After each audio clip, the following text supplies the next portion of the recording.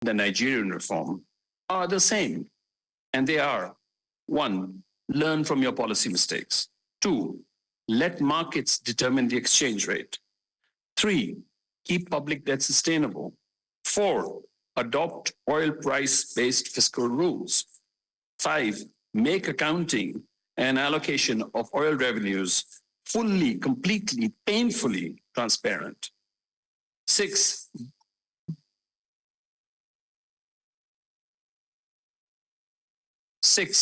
devise a public investment program that promotes the diversification of the economy. 7, above all, and this is the difference between the Norwegian experience and the Nigerian experience, stay the course. Stay the course. It might take a decade to reap the dividends, but if you stay the course, you will surely reap the rewards. Surely as night follows day. Now, that ends my history lesson. Let's talk about today. So today, Nigeria is once again at the crossroads. It has begun to implement a far-reaching, politically difficult reform with national, regional, and even global repercussions.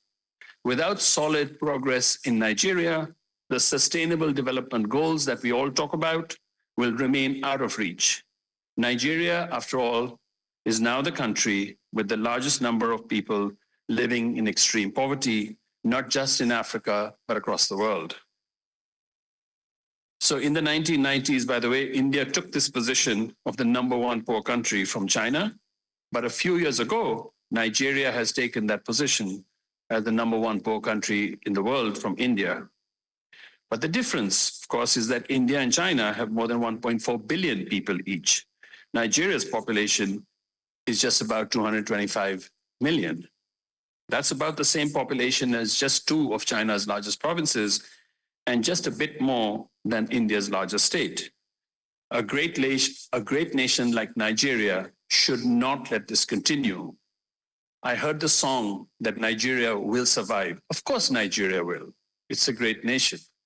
But great nations also thrive, and I hope that Nigeria will thrive, and soon.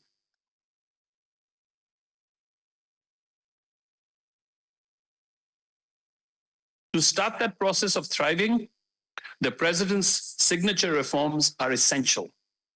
They are essential to break from the past and to chart a more hopeful course for all Nigerians.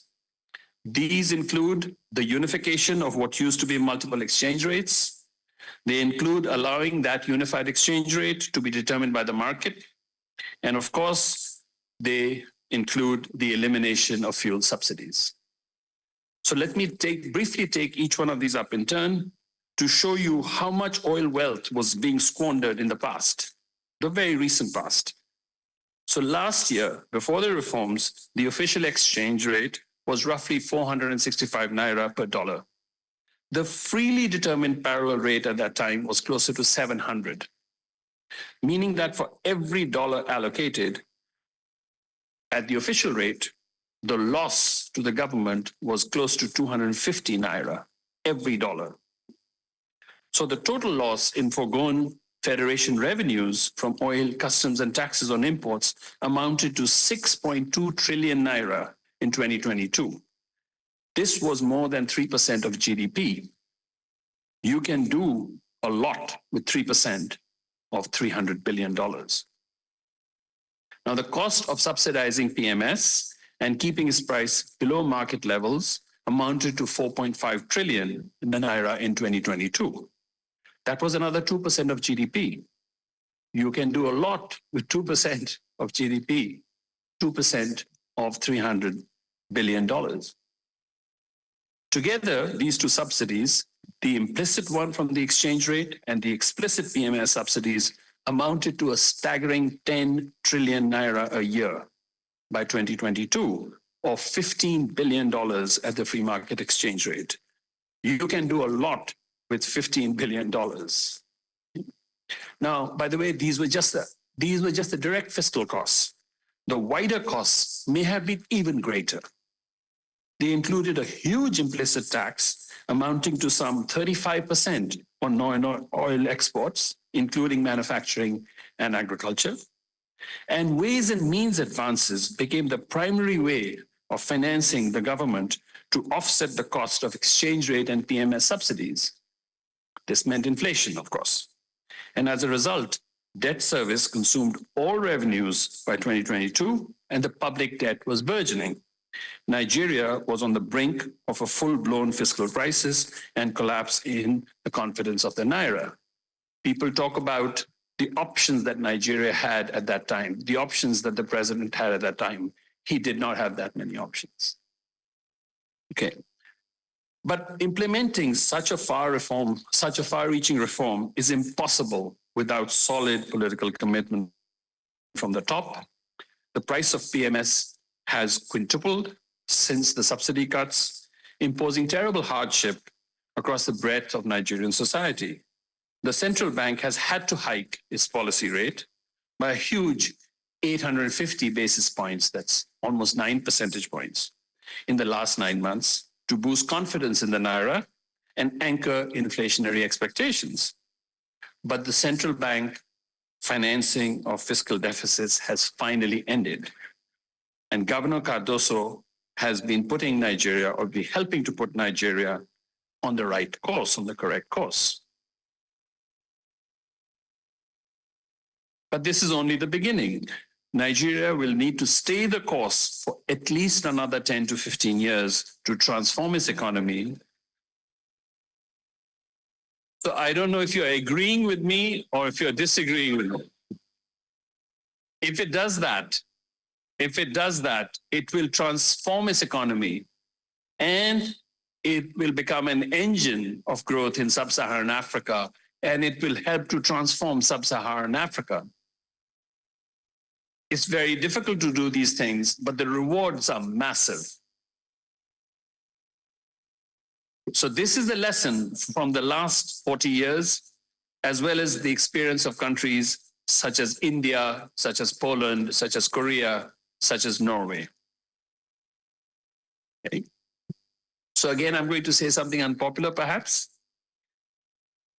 but Nigeria's reforms from 2003 to 2007 were exactly what was needed, but they were not sustained. Today's fiscal, monetary, and exchange rate reforms are hurting everyone, especially ordinary Nigerians who are struggling with the high prices of food and transport. The government must do everything in its power to protect the most vulnerable citizens against hardships, because their lives and the lives of Nigeria's 110 million children depend on it. And it must stay the course, or it must stay the course on reform, because Nigeria's long-term future and the future of these 110 billion children, 110 million children depends on it. Now, during the coming year, and I'm almost at the end, during the coming year, Nigerian policymakers have to do three things. The first is to prioritize non-oil growth. This requires a competitive exchange rate, which Nigeria now has. The Naira's real exchange rate is at its most competitive in at least 20 years. This is a great opportunity for the private sector. To protect the poor and maintain competitiveness, the central bank must stay focused on inflation. It should resist the lure of short-term capital inflows that might push up the Naira's value too quickly and crimp non-oil growth. It should rebuild foreign exchange reserves instead as a cushion against oil price volatility. Again, I think Governor Cardoso is doing many of these things, and he should be encouraged. The second, help every vulnerable household cope with still high inflation.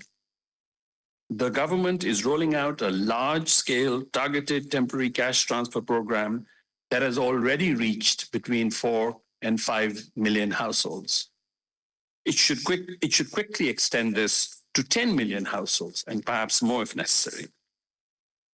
Over the next few years, it should also install a cost-effective safety net to protect its most vulnerable citizens, financing it with some of the savings from the ending of fuel subsidies and exchange rate distortions. The third, it has to make the economy more business ready.